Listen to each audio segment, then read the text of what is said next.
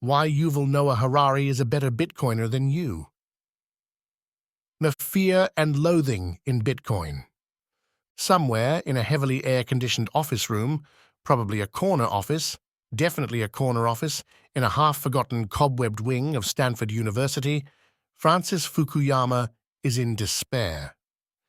He has just been sent a clip of Yuval Noah Harari talking about Bitcoin, and it is clear that Yuval Noah Harari is usurping his crown of the most intelligent person who is absolutely wrong about everything. You see, no one can be right about everything, no matter how smart they are. But there's nothing special in being right about some things and wrong about others. Anyone can do that. As numerous studies have shown, even monkeys throwing darts at stocks are no less wrong than expert traders. The real skill is to be able to consistently pick losers, time after time, day after day, book after book. At this, Fukuyama is, nay, was the GOAT. He was the public intellectual de l'époque when he famously declared the end of history in 1991. His call, prophetic at the time, was that the collapse of communism let slip the natural tendency of all nations to become liberal democracies. In effect, the whole world would be like a heavily air-conditioned corner office in Stanford. If only we could arrange a heavily air-conditioned corner office in Stanford for Putin, Xi, Orban, ISIS, the Taliban, Hamas, and Nicola Sturgeon, all of them together. Naturally, they'd all want to be on the top floor, so to ensure peace, the building would need to have more than 4 corners. Something like this. The plebs, of course, would need to go in the windowless middle. There's just too many of us to be all accommodated in corner offices, but we needn't worry. The dearth of natural light will be more than compensated for by the new Apple iPad M4, which will stream retina resolution images from the outside world directly into our sightless cells at a brightness of 1,000 nits.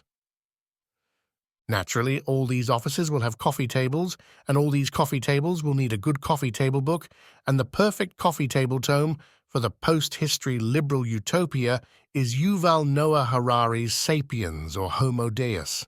It doesn't matter which one. You've most likely seen one or the other on people's coffee tables, or on the subway, or on the train, or on the bus, or on a co-worker's desk, or lurking conspicuously in the background of some talking head's Zoom interview on the evening news. They are the perfect books to be seen to be reading. So much so I made a killing on eBay flogging the dust jackets for them, paired with less cerebral books people actually want to read. The best-selling combo was a Sapiens dust jacket over 50 shades of grey. But why has Harari got Fukuyama so spooked? Whereas Fukuyama simply predicted the end of history, Harari's work attempts to describe the beginning, middle, end, and future of it. There's a lot for a budding public intellectual to get wrong there. Watch out, Francis. However, what raises Harari to potential GOAT status is that when Fukuyama is wrong, he is simply wrong empirically. However, Harari's errors exist on a much deeper plane, and by deeper, I mean shallower. They are not errors in the traditional sense, but actually truths. Yet they are truths so banally true, they functionally qualify as falsehoods. Take this gem, for example. Nobody is ever made happy by winning the lottery, buying a house, getting a promotion, or even finding true love. People are made happy by one thing and one thing only, pleasant sensations in their bodies. Or this nugget which stoked much ire among many Bitcoiners recently. Human rights, just like God and heaven, are just a story that we've invented. They are not an objective reality. They are not some biological effect about Homo sapiens. The only place you find rights are in the stories that we have invented and spread around over the last few centuries. The problem with these statements is that they are indisputable. Yes, even the human rights one. To defend Harari, his point in making the above statement wasn't that human rights are invalid, or that rights don't exist, but that they only exist because humans created them. He's a materialist. What did you expect? If you don't believe in God, as many people don't, you have to come up with some elaborate logical argument to underpin your value system. This is good news for intellectuals such as Harari, as it creates a lot of work for them. Your average believer has it easy. They can just whip out the God card and get back to rage tweeting. But intellectuals like Harari, whose minds are too ambulant to rely on calls to the divine, are kept busy trying to keep the philosophical table upright once they've kicked the axiomatic legs out from under it. An axiom is something you have to assume in order to allow everything else that follows to be true. And so the issue with dissecting your axioms is that it's a process with no end. It's turtles all the way down.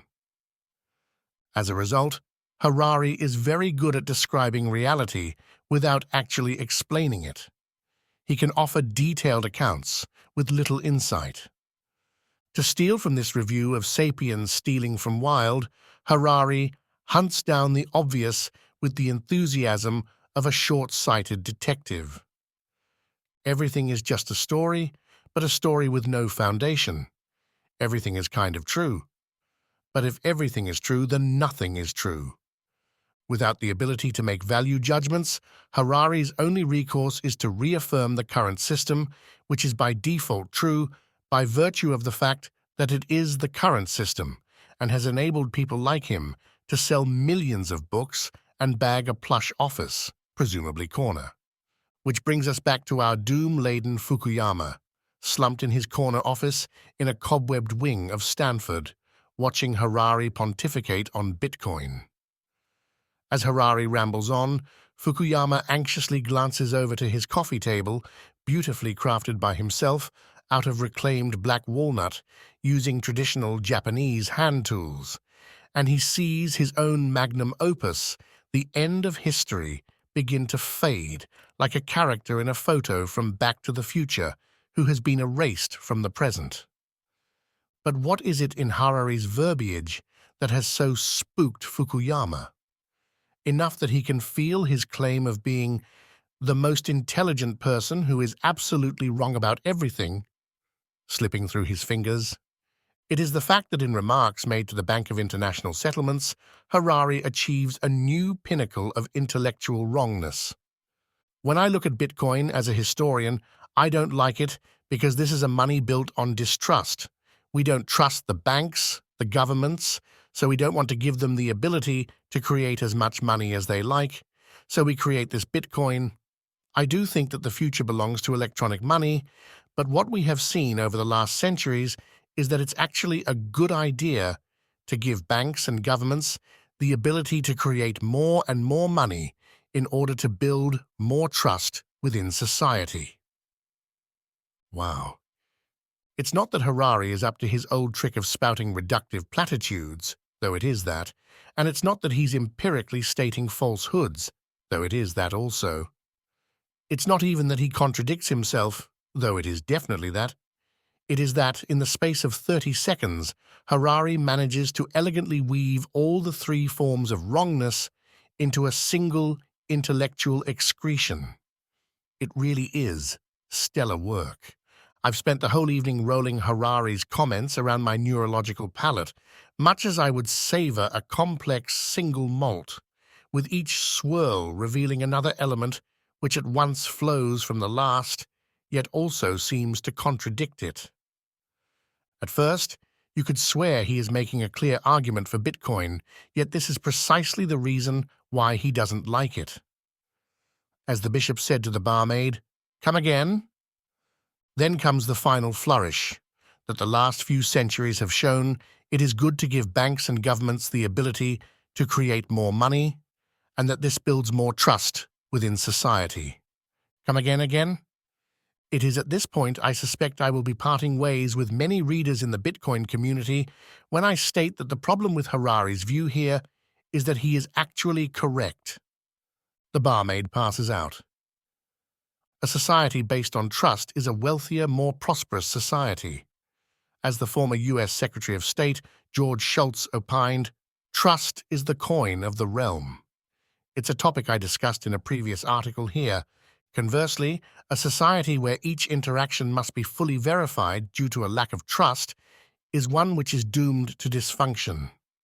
Predominantly because such a model cannot scale, those of you who haven't left by now can probably see where I'm going here.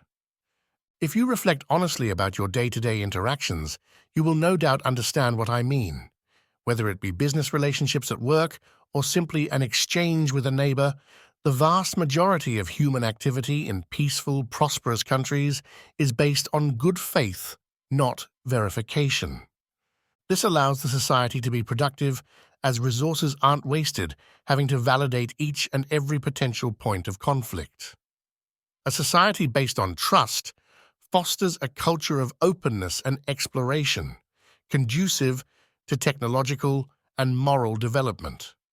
And although we may not always have current evidence to validate that trust, we all make a pragmatic decision to have faith in our society just to make it through the day.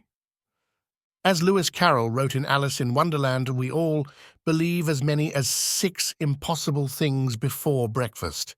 This is what Harari is getting at when he says he doesn't like Bitcoin because it is based on distrust. However, in classic Harari fashion, he has merely described the current situation and then used it as an explanation for itself. The short-sighted detective has found the crime scene and deduced that the cause of the crime was a criminal act. What Harari fails to observe is that societies which achieve high levels of trust only do so because they are underwritten on a foundation based on distrust.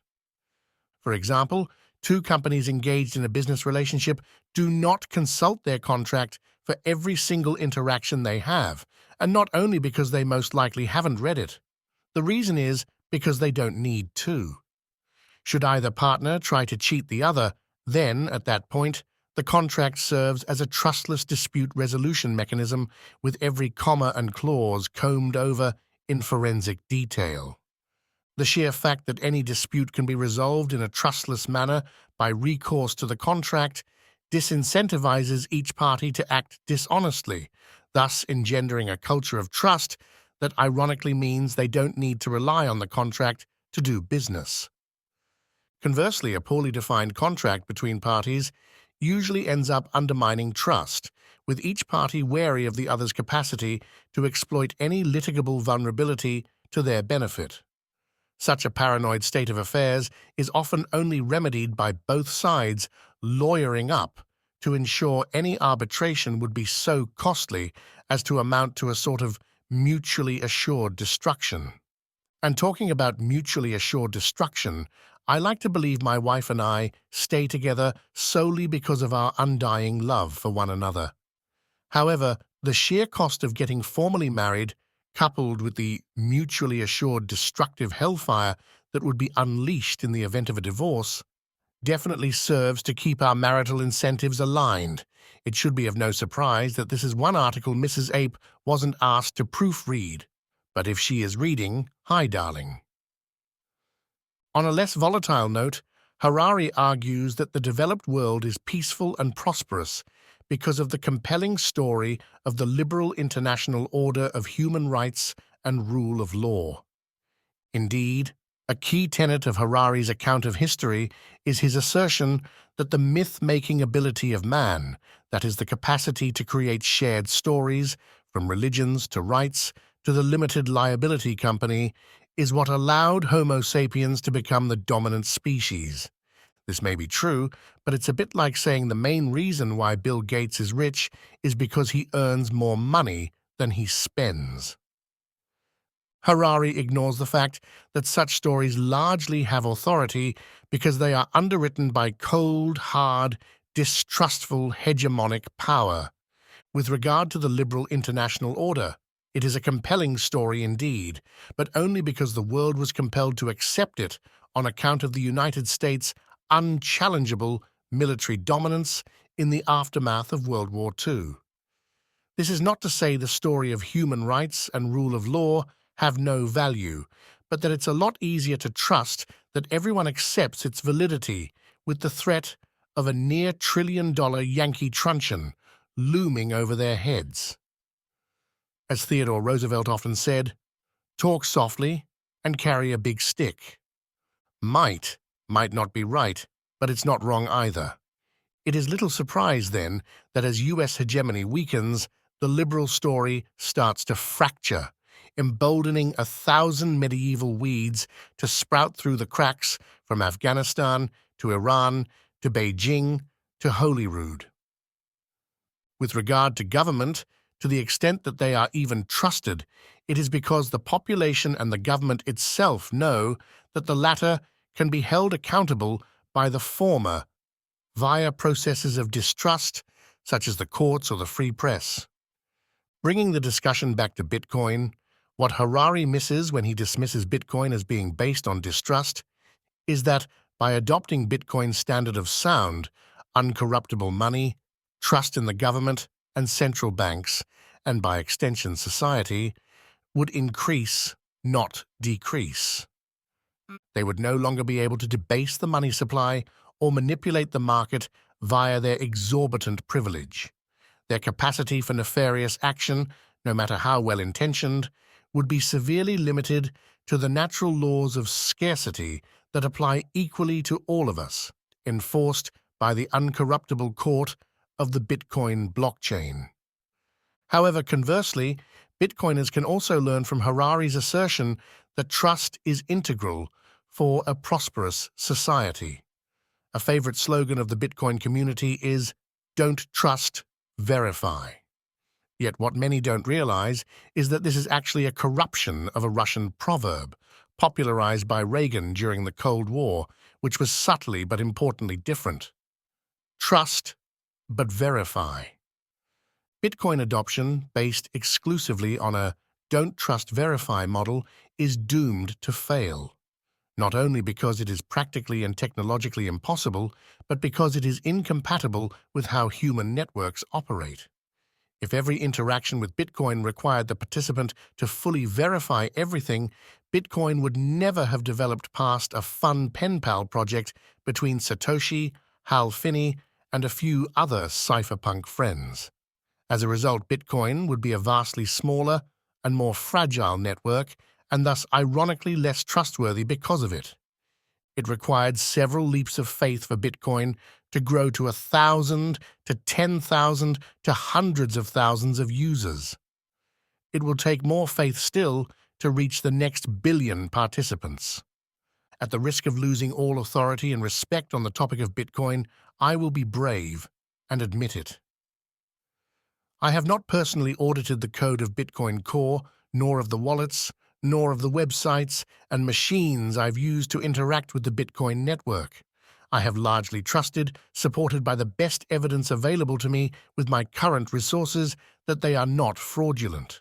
That trust is reinforced by my understanding that the base layer is a static set of consensus rules, but even that understanding is second-hand, based on the testimony of trusted experts who seem to know what they were talking about on YouTube. Likewise, for Bitcoin to preserve its trustless nature at Layer 1, it will need to rely on some degree of trust on its Layer 2 solutions, such as Lightning, Liquid, and even more so on Layer 3 services, such as custodial wallets and exchanges. Just as businesses are able to operate on good faith because disputes can be resolved at the contractual level, so too will trust and thus adoption of Layer 2 and 3 scaling solutions for Bitcoin flourish because their integrity is underwritten by the trustlessness of the base layer. This is not to say that we shouldn't try to minimize the need for trust at all layers of the Bitcoin network, and I don't claim to know where that balance lies. However, in order to verify that our trust is warranted, we need to take an optimistic and educated leap of faith. As Hemingway said, the best way to know if you can trust someone is to trust them. If you like this article, consider sending bananas to the Bitcoin Policy UK Geyser Fund to Orange Pill Parliament, Geyser, not Fund, Project, Orange Pillock Parliament. They talk to politicians so we don't have to.